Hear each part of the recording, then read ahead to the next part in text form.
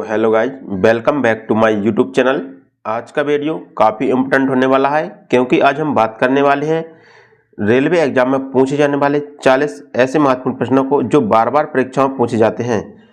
Guys, ये सभी प्रश्न आपकी आगामी परीक्षा आरआरबी, एनटीपीसी, ग्रुप डी ये अन्य सभी परीक्षाओं के लिए अति महत्वपूर्ण होंगे।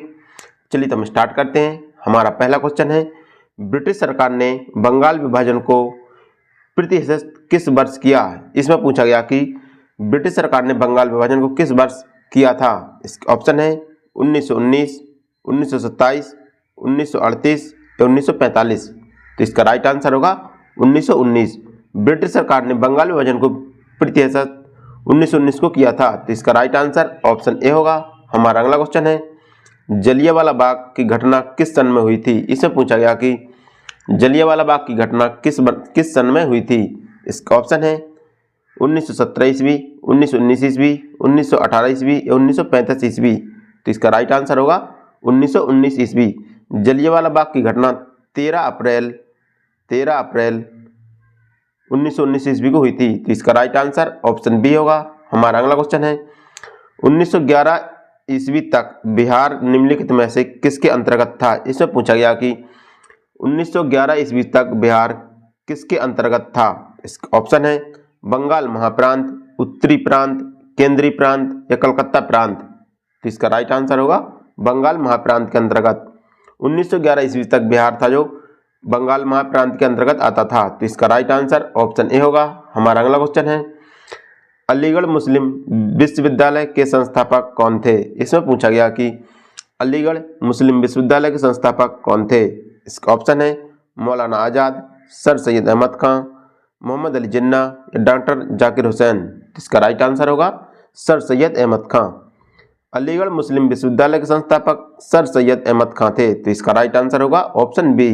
हमारा अगला क्वेश्चन है, चोरी चोरा कांड किससे संबंधित है? इससे पूछा गया कि चोरी चोरा कांड किस आंदोलन से संबंधित है। इसका ऑप्शन है असहयोग आंदोलन से, सबने अवज्ञा आंदोलन से, स्वदेशी आंदोलन से या जलियांवाला बाग कांड से। तो इसका राइट आंसर होगा असहयोग आंदोलन से। असहयोग आंदोलन के दौरान चोरी चोरा में पुलिस थाने में आंदोलनकारियों ने आग लगा दी थी, जिसके द्वारा असहयोग आंदोलन को समाप्त करना पड़ा था। तो इसका राइट आंसर होगा ऑप्शन ए असहयोग आंदोलन। हमारा अगला क्वेश्चन है, प्रथम विश्व युद्ध के दौरान भारत में लोकप्रिय होने वाला आंदोलन था। इसमें पूछा गया कि प्रथम विश्व युद्ध के दौरान भारत में कौन सा आंदोलन लोकप्रिय हुआ था। इसका ऑप्शन है अलगाववादी आंदोलन, स्वदेशी एवं बहिष्कार आंदोलन, होम रूल लिंग आंदोलन या इनमें से कोई नहीं। तो इसका राइट आंसर होगा होम रूल आंदोलन। होम रूल आंदोलन था वो प्रथम विश्व युद्ध के दौरान भारत में लोकप्रिय था। तो इसका राइट आंसर ऑप्शन सी होगा। हमारा अगला क्वेश्चन है, भारत में खोजा गया सबसे पहला पुराना शहर कौन सा था? इससे पूछा गया कि भारत में खोजा गया सबसे पहला पुराना शहर कौन सा था। इसके ऑप्शन है सिंधु, हड़प्पा, मोहनजोदड़ो या पंजाब। तो इसका राइट आंसर होगा हड़प्पा। भारत में खोजा गया सबसे पहला पुराना शहर हड़प्पा था। तो इसका राइट आंसर ऑप्शन बी होगा। हमारा अगला क्वेश्चन है, सिंधु घाटी के लोग विश्वास करते थे। इससे पूछा गया कि सिंधु घाटी के लोग किस में विश्वास करते थे। इसका ऑप्शन है मातृशक्ति, कर्मकांड, आत्मा या इनमें से कोई नहीं। तो इसका राइट आंसर होगा मातृशक्ति। सिंधु घाटी के लोग मातृशक्ति में विश्वास रखते थे। तो इसका राइट आंसर ऑप्शन ए होगा। हमारा अगला क्वेश्चन है, आर्य शब्द का शाब्दिक अर्थ है। इसमें पूछा गया कि जो आर्य है, आर्य शब्द का शाब्दिक अर्थ क्या है। इसका ऑप्शन है वीर, श्रेष्ठ या कुलीन, विद्वान या योद्धा। तो इसका राइट आंसर होगा श्रेष्ठ या कुलीन। आर्य शब्द का शाब्दिक अर्थ है श्रेष्ठ या कुलीन। तो इसका राइट आंसर होगा ऑप्शन बी। हमारा अगला क्वेश्चन है, निम्नलिखित में से किस फसल का ज्ञान वैदिक काल के लोगों को नहीं था। इसमें पूछा गया कि किस फसल का ज्ञान वैदिक काल के लोगों को नहीं था। इसका ऑप्शन है चावल, गेहूं, तंबाकू या ये सभी। तो इसका राइट आंसर होगा तंबाकू। वैदिक काल के लोगों को तंबाकू का ज्ञान नहीं था। तो इसका राइट आंसर होगा ऑप्शन सी। हमारा अगला क्वेश्चन है, वैदिक गणित का महत्वपूर्ण अंग है। इसमें पूछा गया कि वैदिक गणित का महत्वपूर्ण अंग क्या है। इसका ऑप्शन है उपनिषद, अथर्ववेद, शल्व सूत्र या शतपथ ब्राह्मण। तो इसका राइट आंसर होगा शल्व सूत्र। वैदिक गणित का महत्वपूर्ण सुलभ सूत्र है, तो इसका राइट आंसर ऑप्शन सी होगा।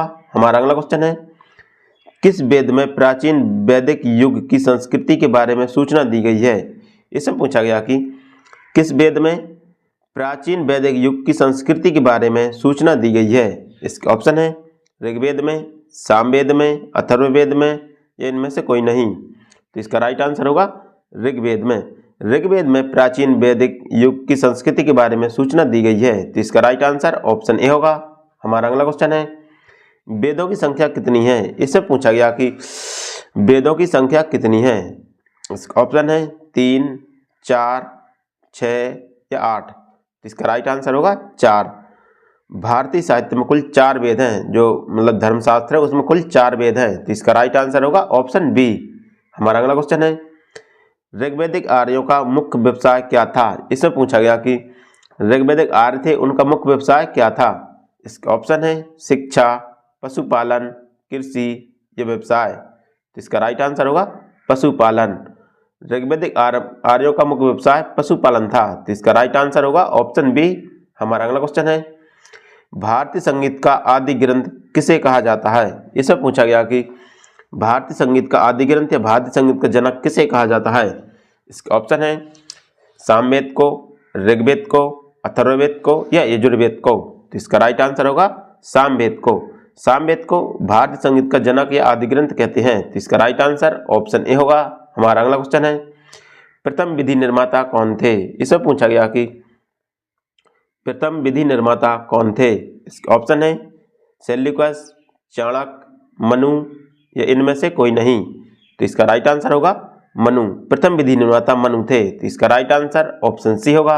हमारा अगला क्वेश्चन है, कृष्ण भक्ति का प्रथम और प्रधान ग्रंथ कौन सा है? इसमें पूछा गया कि कृष्ण भक्ति का प्रथम और प्रधान ग्रंथ कौन सा है? इसके ऑप्शन है गीत गोविंद, महाभारत, श्रीमद् भगवद गीता या इनमें से कोई नहीं। तो इसका राइट आंसर होगा श्रीमद् भगवद गीता। कृष्ण भक्ति का प्रथम और प्रधान ग्रंथ श्रीमद् भगवद गीता है, तो इसका राइट आंसर ऑप्शन सी होगा। हमारा अगला क्वेश्चन है, ऋग्वेद में संपत्ति का प्रमुख रूप क्या है? इसमें पूछा गया कि ऋग्वेद में संपत्ति का प्रमुख रूप क्या है? इसका ऑप्शन है भूमि, गोधन, गोधन और भूमि, इनमें से कोई नहीं। तो इसका राइट आंसर होगा गोधन। ऋग्वेद में संपत्ति का प्रमुख रूप था गोधन था, तो इसका राइट आंसर ऑप्शन बी होगा। हमारा अगला क्वेश्चन है, पुराणों की संख्या कितनी है? इसे पूछा गया कि पुराणों की संख्या कितनी है? इसका ऑप्शन है 20, 16, 18 या 11। तो इसका राइट आंसर होगा 18। हमारे धर्मशास्त्र में कुल 18 पुराण हैं और 4 वेद हैं। वेद कितने हैं? 4 हैं और पुराण 18 हैं, तो इसका राइट आंसर ऑप्शन सी होगा। हमारा अगला क्वेश्चन है, वैदिक धर्म का मुख्य लक्षण इनमें से किसकी उपासना था? इसमें पूछा गया कि वैदिक धर्म का प्रमुख लक्षण इनमें से किसकी उपासना था? इसका ऑप्शन है पशुपति, प्रकृति, माता या त्रिमूर्ति। तो इसका राइट आंसर होगा प्रकृति। वैदिक धर्म का प्रमुख लक्षण प्रकृति का उपासक था, तो इसका राइट आंसर ऑप्शन बी होगा। हमारा अगला क्वेश्चन है, किस देवता के लिए ऋग्वेद में पुरंदर शब्द का प्रयोग हुआ है? इसमें पूछा गया कि किस देवता के लिए ऋग्वेद में पुरंदर शब्द का प्रयोग हुआ है? इसका ऑप्शन है वरुण, इंद्र, राम या कृष्ण। तो इसका राइट आंसर होगा इंद्र। ऋग्वेद में पुरंदर शब्द जो इंद्र देवता के लिए प्रयोग हुआ है, तो इसका राइट आंसर ऑप्शन बी होगा। हमारा अगला क्वेश्चन है, शल्भ सूत्र किस विषय से संबंधित पुस्तक है? इसमें पूछा गया कि जो शल्भ सूत्र है वो किस विषय से संबंधित पुस्तक है? इसके ऑप्शन है गणित, संस्कृत, ज्योतिषी या ज्यामिति। तो इसका राइट आंसर होगा ज्यामिति। शल्भ सूत्र जो ज्यामिति से संबंधित पुस्तक है, तो इसका राइट आंसर ऑप्शन डी होगा। हमारा अगला क्वेश्चन है, अस्तोमा सद्गयम, अस्तोमा सद्गयम कहाँ से लिया गया है? इसे पूछा गया कि अस्तोमा सद्गयम कहाँ से लिया गया है? इसका ऑप्शन है अथर्ववेद से, यजुर्वेद से, ऋग्वेद से या उपनिषद से। तो इसका राइट आंसर होगा ऋग्वेद से।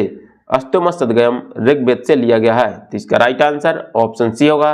हमारा अगला क्वेश्चन है, धर्मशास्त्रों में भू राजस्व की दर क्या है? इसमें पूछा गया कि धर्मशास्त्रों में भू राजस्व की दर क्या है?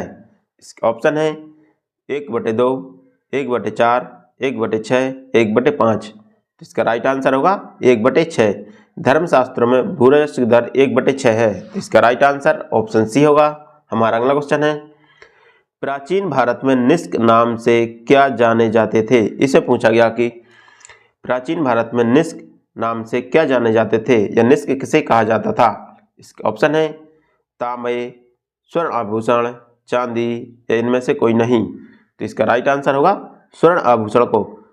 प्राचीन भारत में निष्क नाम से स्वर्ण आभूषण को जाना जाता था। तो इसका राइट आंसर ऑप्शन बी होगा। हमारा अगला क्वेश्चन है, योग दर्शन के प्रतिपादक हैं। इससे पूछा गया कि योग दर्शन के प्रतिपादक कौन है। इसका ऑप्शन है गौतम, चाणक्य, विदुर या पतंजलि। तो इसका राइट आंसर होगा पतंजलि। योग दर्शन के प्रतिपादक पतंजलि थे। तो इसका राइट आंसर ऑप्शन डी होगा।